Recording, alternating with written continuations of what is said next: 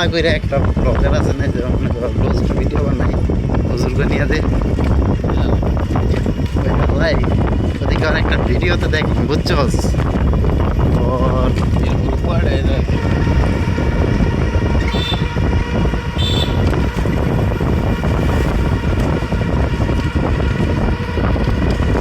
একটা ভিডিওতে সর্বোচ্চ কত লাখ টাকা পর্যন্ত ইনকাম করতে দেখছিস? একটা ভিডিও থেকে সর্বোচ্চ কত লাখ টাকা পর্যন্ত ইনকাম করতে দেখছিস?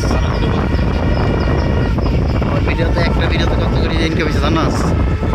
18 কোটি কত লক্ষ টাকা।